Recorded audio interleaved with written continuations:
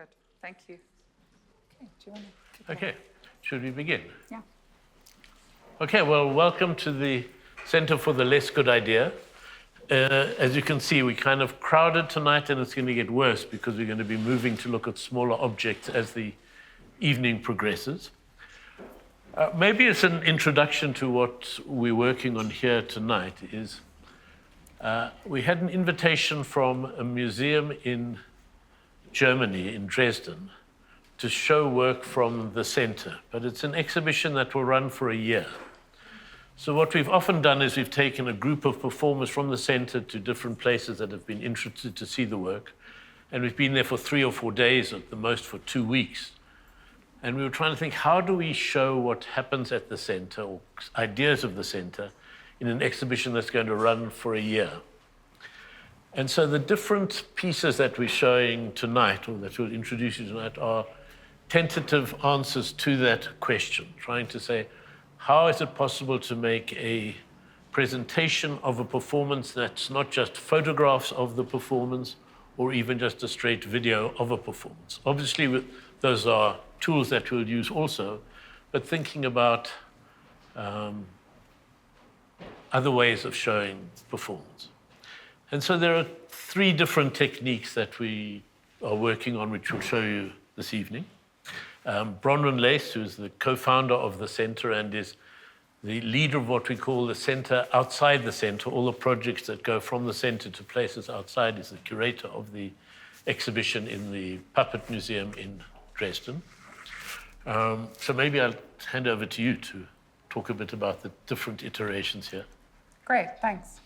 Yeah, so, I mean, when this conversation began, the director, and this is a brand new museum, it's only a year old now, that's been built in this in the previous industrial area of Dresden. She said they have the 2nd largest collection and most diverse collection of puppets in the world. And at any one time, they've only shown maybe 5% of that collection. Now the city of Dresden has dedicated an entire museum to these puppets, but these puppets have gone from performed, breathing, living objects on stage to museum artifacts. And so her conundrum was, in her invitation to us, was how do we ensure that the museum doesn't just become a graveyard to puppets that once lived and breathed? And that's a beautiful kind of question, and one that we grapple with in many ways when we deal with the archive, when we deal with museums who are attempting to be post-colonial as they scramble for a kind of new identity, especially in places like Europe and North America. And so it's something that we ask all the time. And it was this great challenge of the performance, this ephemeral moment that we focus on here at the center. How do we distill it, hold its performativity, but have it in a continuous object inside of a museum, challenging the museum and also occupying the museum at the same time? So what we began to recognize was that the Pepper's Ghost, which is this illusionary technique from kind of Gothic theater, invented in the 1860s to have ghosts and apparitions disappear and appear on stage, using a very sort of rudimentary combination of lighting and a 50% mirror, that when the lights are in front, the glass acts as a mirror should, it reflects. But when the lights go on in the back, it affords the opportunity for a performer to appear and disappear based on what's happening. And we've been pushing archival material and recorded footage through a projector into the Pepper's Ghost and performing live with the material. So that was one device that felt natural to start to move through this challenge with. And we came to these kind of miniature Pepper's Ghost dioramas through various investigations. The other ways... So just to explain, we'll play these afterwards, and because they're quite small, we'll divide you into different groups. There are 3 of these boxes in different places to see how they are used. And the idea in these is to say, can one keep elements of a performance which has happened here still having a kind of, in this case, a kind of strange phantasmagorical embodiment, but not simply be a straight documentary film of it. And that has to do with making dioramas that combine physical objects. So one of these dioramas will contain some of the physical puppets that are in the museum, together with those puppets in movement, in performance. Yeah. And this is a kind of a proposition. So also just to say, this is where the exhibition is a way off, and this is our test for the first time of these kinds of boxes and of the tabletop theater and of the shadow screen, which we've been working on this week. And we thought, while we had all this equipment set up, let's invite some people to come and see it. So it's very much you're seeing it in process. None of the pieces are complete. We've worked hard to try to get them in a showable state for you this evening. But it's also for us tasting, it's part of the test. In what way is it possible to invite, if the exhibition isn't all this time, for visitors also to discover some of the pleasures of shadow work or of the tabletop theater performance? So we're still finding the logic and the grammar of that invitation. Yeah. Yeah, great. So the Pepper's Ghost diorama, the tabletop theater, and the shadow play were the three framing devices through which we thought we could push performance and then distill it into something that loops, but also, and something that reveals process and making, which is a focus at the center, and into telling the stories that are being told in these various ways at the center naturally. So I think that's a great introduction. We will, just to blow our own horn, we're going to begin with Thulani Chauke, who from season 1, 9 years ago, was working with the silhouette and the shadow and what it was to be this extraordinary dancer with the physicality that he has behind a screen and with his silhouette telling you the story. So we'll start there. So the different iterations we're testing. So the first was just as, if it's just a performance of the shadow. So we'll start just with the shadow by itself, and then we'll try different iterations and different possibilities. Thulani, so we'll stop you and start you as we go. Yeah. But wait till the first time, let's just look just with the shadow. So do we lose some lights? Yeah, Temba will take the lights down.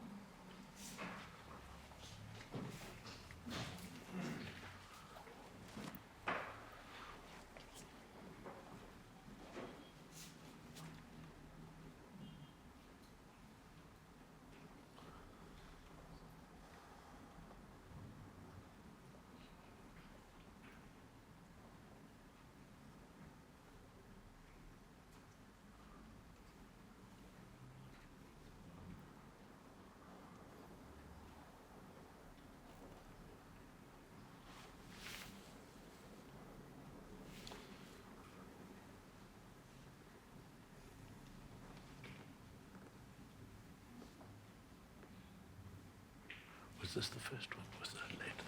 So should we have... Okay, now we'll start just with this. Which was the one you did with me? Yes, this is the one. Okay. Okay, so you get a sense of how that works just as shadow. So should we start again from the beginning? No, We can continue from here.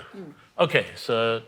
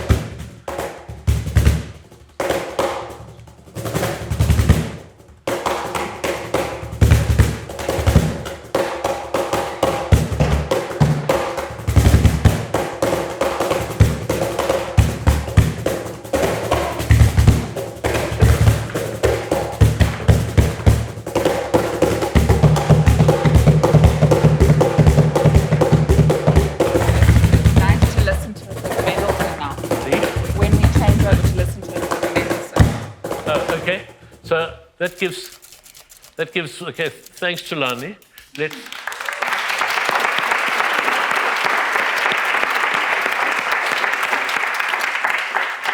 one never knows who's going to climb off the stage. So we thought, well, let's try this with different things. So let's maybe watch the slow motion one. So we filmed a version in slow motion, which we haven't really looked at. That? Can we do that? So if we bring the slow motion one up and we come to the Mendelssohn piano piece that we found in the room earlier, and just notice the difference. So these are all still propositions. Okay, good. Let's watch and see. Books, you tell us when you're ready. Yeah.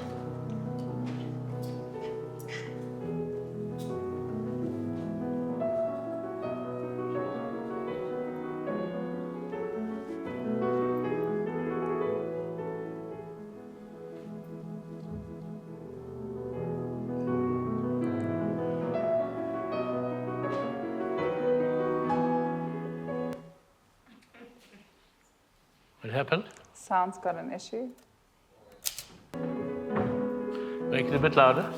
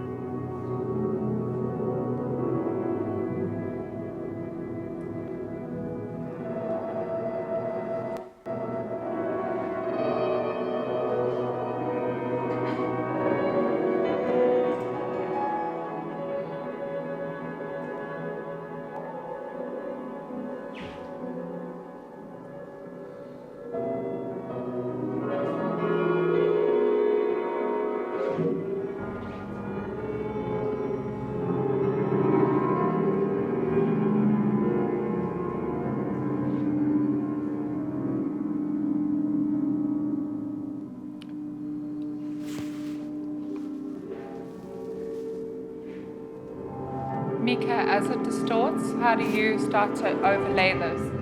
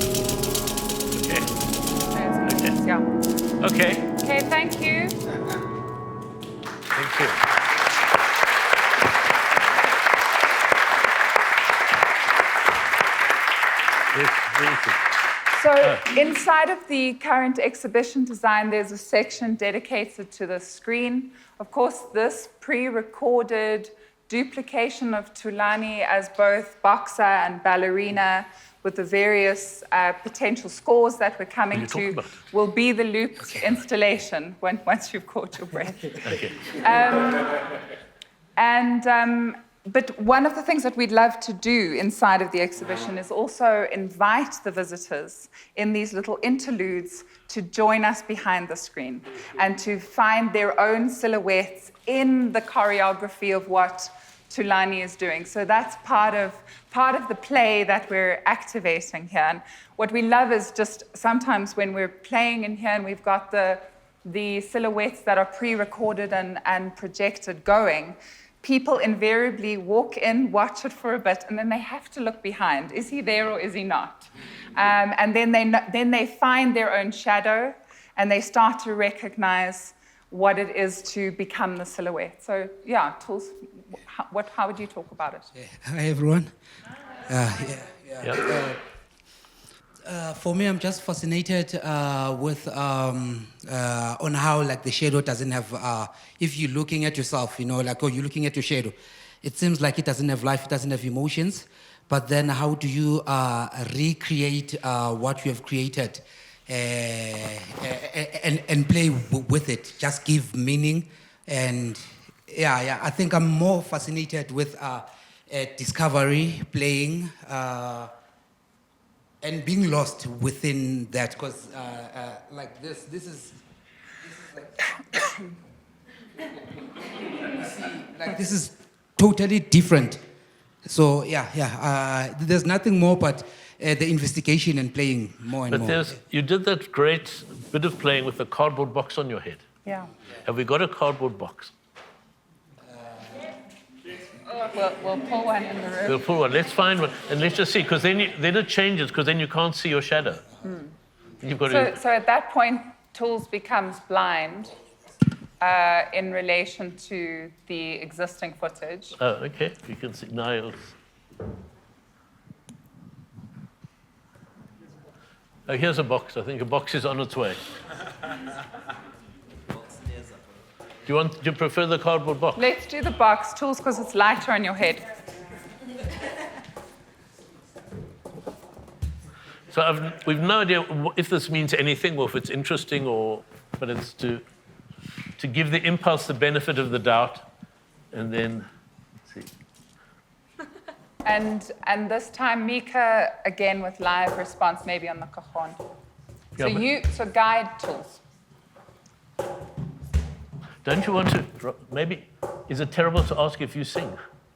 Would it be terrible To ask you to sing? to sing? Sure. Let's rather have a song so that we're not trying to match the boxing tempo, but have something very different. Okay, So good. let Anathi, Anathi Conjwa. sing. Or come where people can see you. Come better, here onto the carpet. And so then we you see can come here. Okay.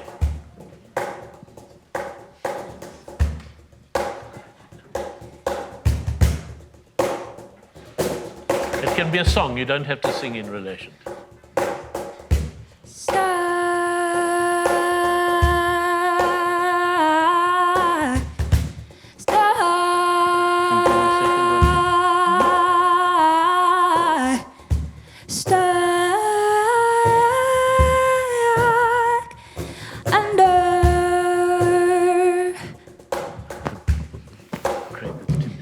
I was stuck under, trapped under.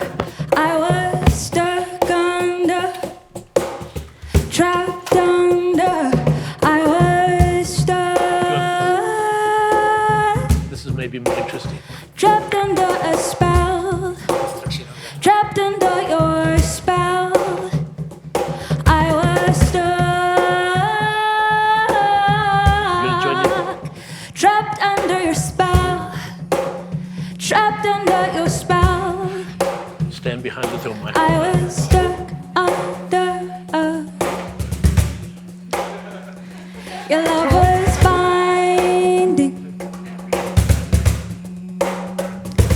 I was trapped under your spell.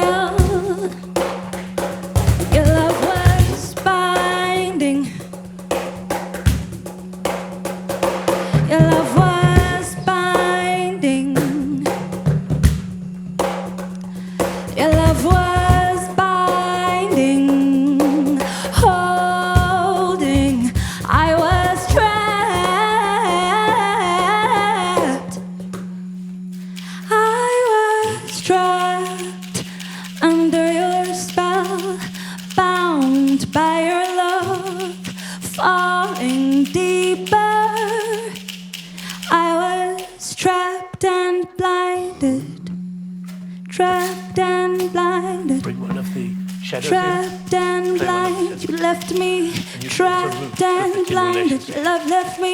Trapped and blinded, love left me. Trapped and blinded, I was stuck. I was stuck. Trapped and blinded, falling deeper. Trapped and blinded. Trapped and blinded, trapped and blinded, trapped and blinded, stuck under your spell, stuck under your spell, stuck under your spell, stuck under your spell.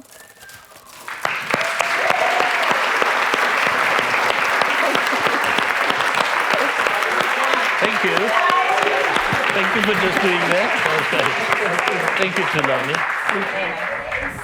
So this is, okay, so there are many interesting things to find here. Later on, we'll have the shadow playing, and you're welcome to see what it does. We'll maybe let the Mendelssohn play. Yeah. Okay. And I think with all of these devices, one of the things that we're realizing is that these are just frameworks that we're opening up to other artists. So we're saying, this is your tool, your toy kit, and what is the story that you would tell, and how would you drive this in workshops? So it feels like just the beginning. So the next tool that we've come to is what is originally a light table used for animation. And Naomi Fanikak, the fabulous animator and film artist and filmmaker, introduced us to this table. In fact, this is based on her design, and she did an educational program here under the Academy. And when Tony Miyambo saw that and saw it brought into the place of the puppet workshops that we were doing, he immediately became interested in taking one of his first pieces, and a really seminal piece in his trajectory, the cenotaph of Dan Wamorivi, his father, a monument piece to his father. And he's going to now give us 3 short extracts which show you what he's been inventing inside of the tabletop theatre with projection.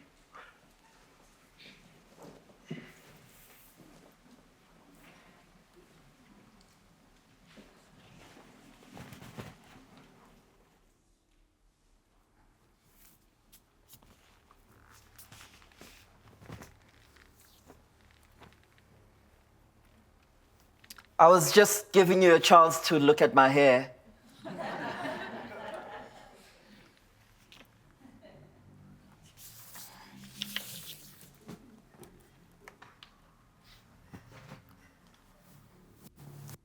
The life of the dead is preserved in the hair of the living.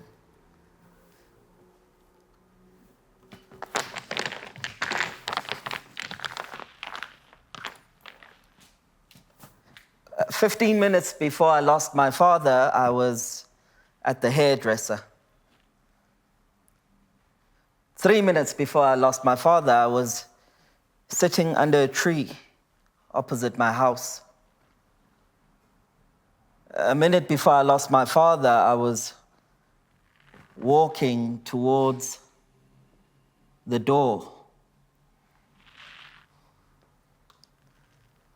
Lounge, couch, maroon. Passage, walls, peach. Another door. Brown door with a silver handle and a little window above it. Blue trimmings. Parents' bedroom.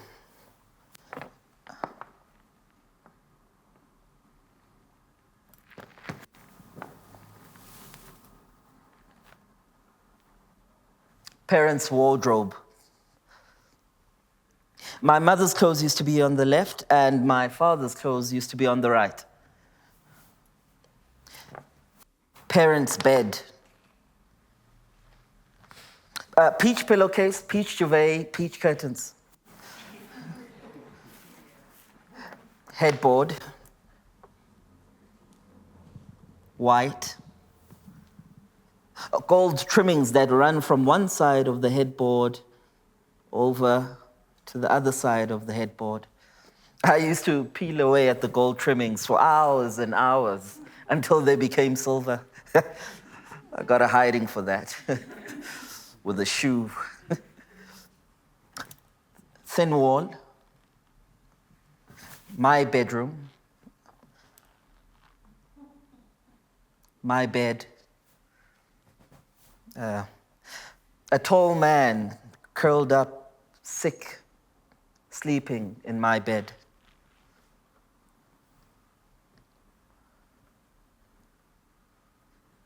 Three hours after I lost my father, I was in the lounge on the floor.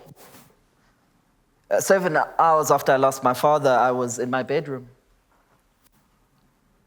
15 hours after I lost my father, I was somewhere in the house.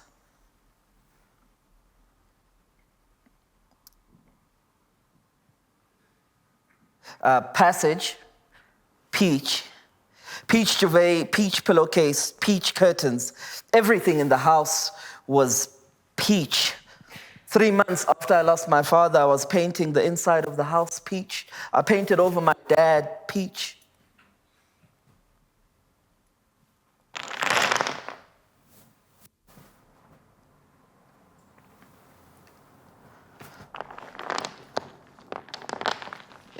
It's a Saturday, and the cemetery is full of hundreds of people moving in and out, to and from grief. The final resting place after a week's preparation. The drive in seems almost scenic. That's me in the back. Tombstones filter past the window. Holes waiting to be filled. Mounds and traffic.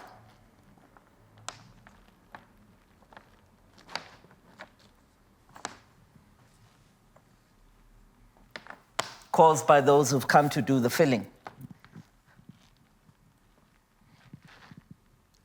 We come to a stop and family, friends, colleagues, clients, we all gather around. There's just no space. Bodies on top of bodies buried below.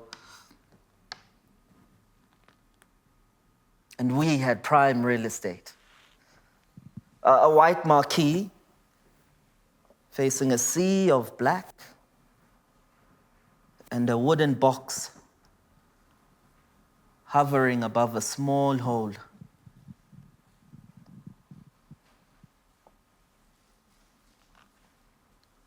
The priest says a few words, and we gather around the hole to throw soil in it. Dust fills the air, and the dust is the earth. And I was just sitting under this marquee, watching this macabre soap opera. Silence rings in my ears. I wish I had more time. I wish I would have danced with him more. Maradedi, you still didn't teach me how to tie a tie.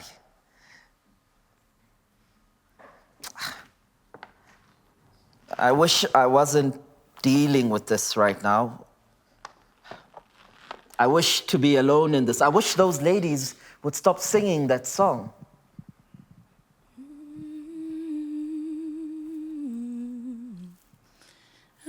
I wish I had more time.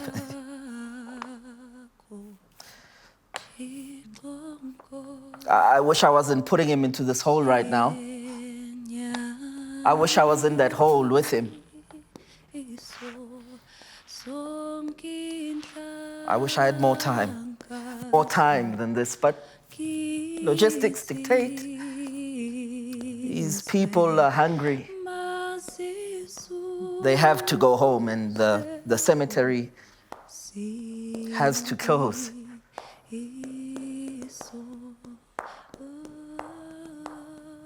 So I have to build a city now. It's going to take a bit of time. So I'll chat to you about the piece while I do that. So as a theater maker, I've always been bothered by how quickly we pick up and create work and then kind of perform it and discard it into our mental abyss. And this was one of those pieces that was seminal in my career as a theater maker and as a storyer. And I collaborated with fantastic collaborators, Gerard Bester, who's here tonight, I know, and William Harding, and we made this piece about my last days with my father. And so when we made the piece, we found this incredible use and language using wooden blocks to build landscapes and to shift them around as I went through the memories of my time spent with my dad. It was a beautiful device to explore and to work with, but I know that Jared and I really struggled when we started to think around theatrically and staging with a kind of a front-on audience, how it is that we translate a lot of the landscape and images that were references to my memories and my time with my father in a kind of a clear and readable way for the audience. And so the scale of the blocks became an issue. How do we create scenes and scenography that allows us to key into the world without forcing people to squint their lives away, trying to make sense of what it is that they're seeing on the stage? And so scale became one of the challenges that we had to explore in the making of the piece. And I think we did well in translating the version we had at the time. But we're always kind of bothered by, did people see enough? Did they understand this image? Could we have done more to bring kind of the landscape and the view of the city and the memories closer to the people? And so fast forward to last year, and I've been invited to this puppetry workshop for the Dresden project. There's no pressure around exploration. And I walk into the room and I see what we've come to know as the lighting box. I was familiar of Naomi's work and how she used it in her work. But then I started to see people manipulating and using kind of other mixed media to explore work on the lighting box. And I felt drawn to the lighting box, and I felt that there was something to explore for myself. And at the time, we were working with paper as the main medium and some other mixed media. And so I thought, I can explore something. And by chance, I happened to know the text off in my head, and I started to explore the text using that mixed media. And then Bronwyn kindly invited me to come explore it in a residency. I invited Gerard, and we spoke a lot about mixed media and the things that we could use to explore kind of CINEMATOGRAPHY Part 2 for ourselves. And then we returned back with the blocks that had caused us all those headaches. And all of a sudden, we found ourselves asking ourselves the very same questions around how we could use the blocks, a very staple of the work, to translate it into the new exploration of the piece going forward. And we started to find things that you're now seeing in front of you that we could work with. And so we've arrived now at a version of Cenotaph that's on a tabletop with wooden blocks again, and trying to figure out what it means and what we can create.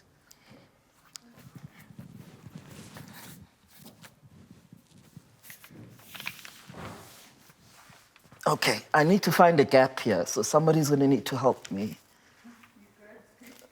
Okay. Okay,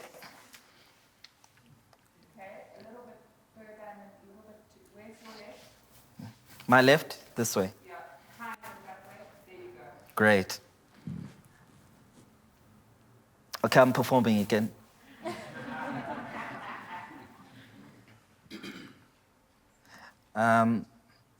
My taxi is speeding past the mine dumps that surround Johannesburg City.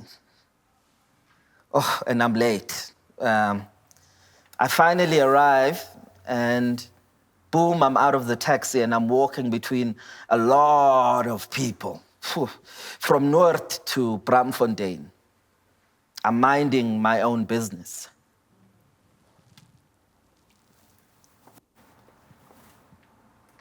Then I get distracted by this back of a head that looks like his. So I follow this back of a head that looks like his. Very neatly cut. The hair. It grew smaller in size towards the neck. It was a very thin neck. He was a very tall man. I follow him for about 8 blocks, walking slower so I could follow him longer. And then he gets to a set of robots. And as I walk closer to him,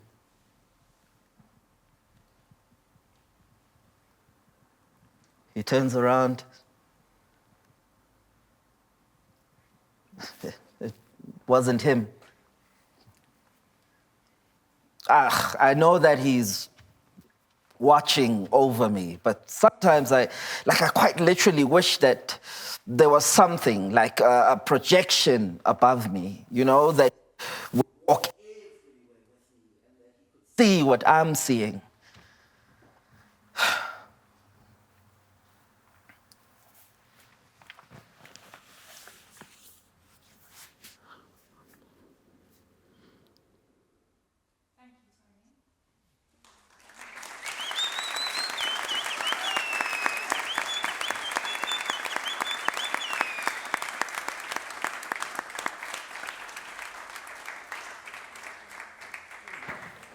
So again, inside of the exhibition environment, we're working out what the balance between pre-recorded footage of Tony with his hands and underneath the table telling us the story feels like in a projection, and then this exact set on the floor with text or recorded voice of Tony taking us through provocations to the audience to find their own floor plans, to find their own city journeys, and a switch between the live recorded video where you're watching your own hands interact, and then the next chapter of the cenotaph where Tony is both present and absent.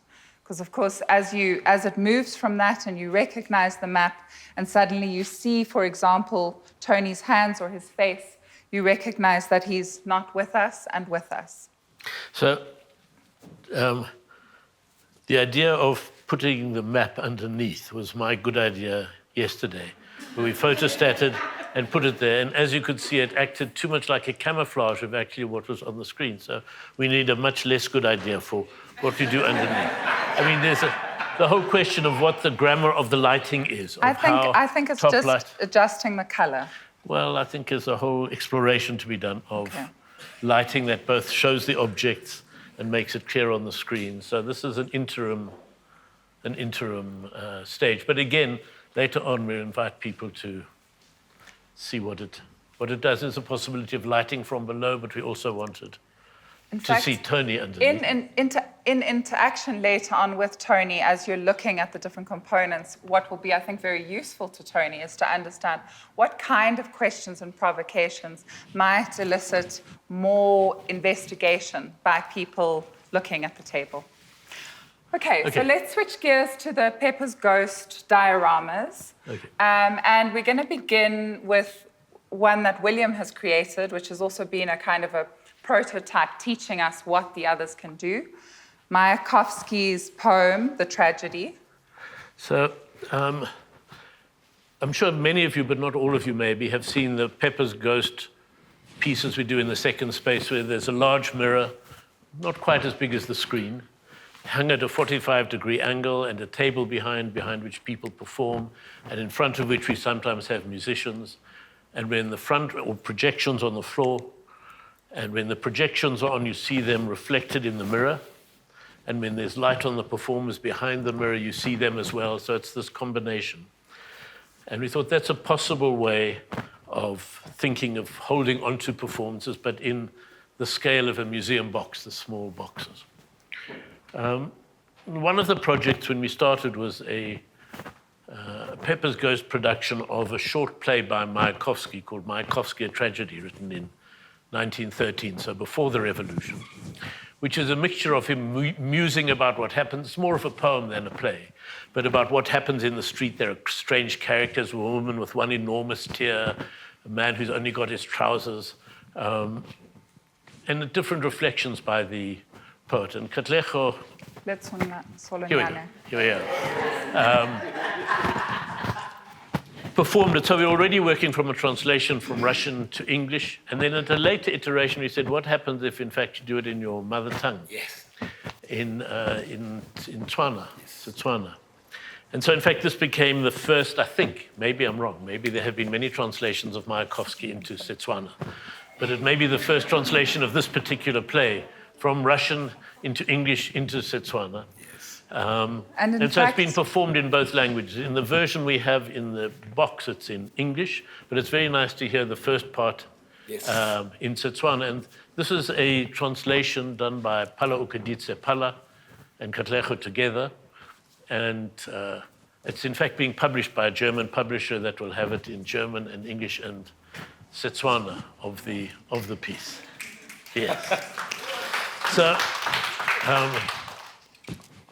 yeah, you So he's can going do to give that. us some lines. Yeah. Give us the beginning. Ladies and gentlemen, bagaetso, rokang mowa wa me bololo ya jwa me bo seka ba sutla. Ga ke itse gore a go kgwa mathe ga me ke tlhapa kgotsa nnyaya. Ke omeletse jaaka lejwe. Ba nkgamile sekgomo. Ladies and gentlemen, patch up your souls so your emptiness can't leak out. I may well be the last poet there is. Have you noticed, dangling about the pebbled earth, the striped face of boredom? You can translate it Ladies into and Setswana gentlemen, as you if you go. wish, Yes, a I do. remarkable poet will dance for you We're just gonna right show here those. and now. Bagaetso fa le ratile motaki wa setswerere o tla le robela tlhako ka one motsotso le sebaka se. So that's just a teaser, because in a little bit when we ask you to split into groups, everyone will really have an opportunity to watch the full performance. They're about, how long? 9 minutes? They're 10 about 9 minutes, exactly. But it's from the perspectives, we understand the frustration. We're giving you little clues into what you're going to be seeing. But once in front of it and in the ideal sort of viewable area, you really experience the holographic kind of magic of what we've been playing with. So this is our first box. Our second box is created by Micca Manganye, a musician, percussionist, and regular artist here at the Center for the Less Good Idea.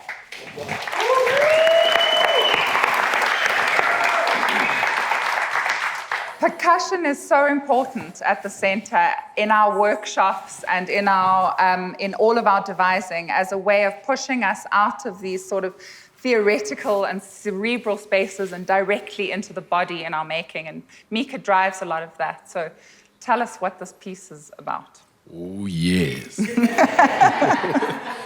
My name is Micca Manganye. I'm fascinated more on how we create music with our hands. So I appreciate more the sound when I can use maybe the paper to create a sound, use my finger to create the sound, and also using the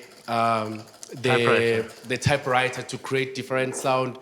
also using the cajon, how to find more different texture of the music or sound. Also using the tree. When you use the tree, you put the water. When you do this, then you'll find a different texture of the sound. So all I want to say is, let's appreciate our hands and say thanks to our hands, because they do good to our hands. Thank you. And can you hold on to that for a minute? Thank you. So these are both extracts taken from film performances in the center that have been edited by Octavia over here. And in fact, you'll meet Octavia Sonyane, and she's in front of her editing suite next door. So when we split you up, and in fact, we'll ask those at the top and here on the side to first go next door. Yeah. And next door, you'll be seeing two pieces. One that is nearing completion, that comes out of an existing performance by Anathi Conjwa. And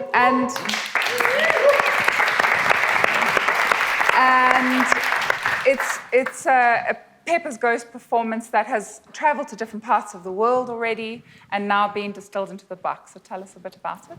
Good evening, ladies and gentlemen. My name is Anathi Conjwa.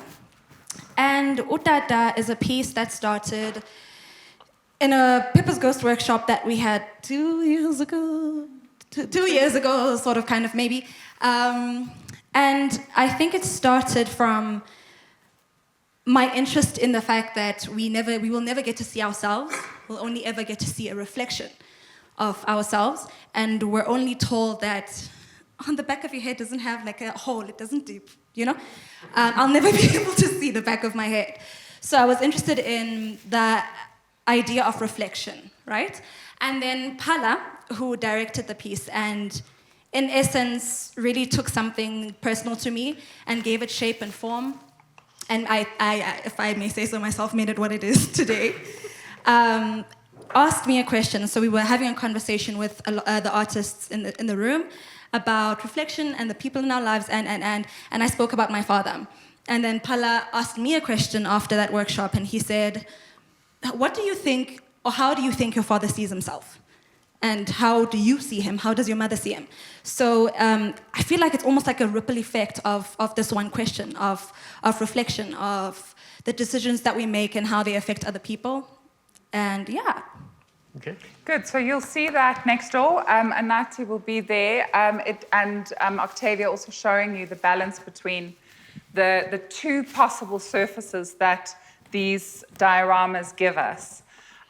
When we're doing the editing, which is absolutely essential to the storytelling.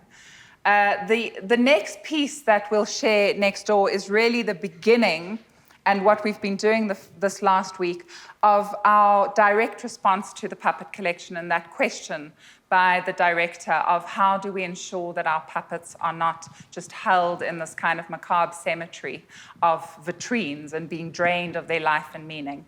And so we asked them then for permission to actually, just for once, activate the puppets with qualified puppeteers. And so 2 months ago, I was in Dresden, and there are some puppets there that are over 200 years old. We had puppeteers with us, and on the green screen, we gave them life just this one more time and captured it digitally.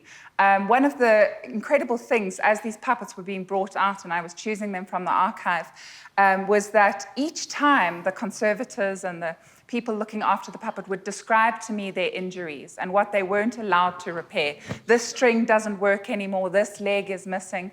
And it just became about them performing their injuries in this slow procession as they have one more chance to kind of be alive. And so that is what we've been exploring this week. And we've got just the first taste of it. In response to that, Muyanga, our impresario here at the center, together with a combination of musicians, have been doing our sort of version of Chopin's Funeral March. So you might sort of hear that in the background, and we're testing that music against that footage.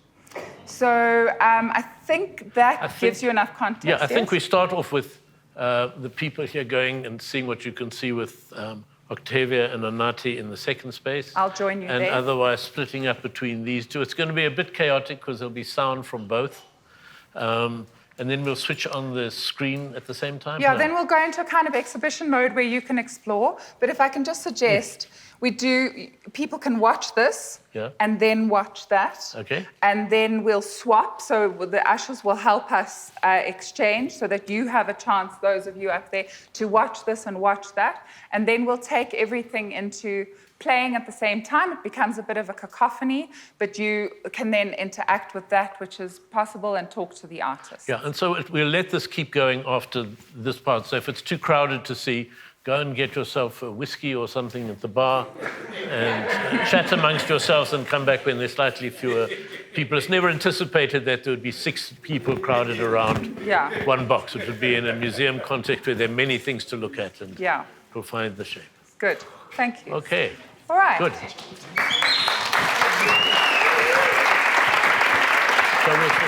So I would say, come where you can kind of see this. We'll switch off some of the brighter lights. Roar in the night like triumphant.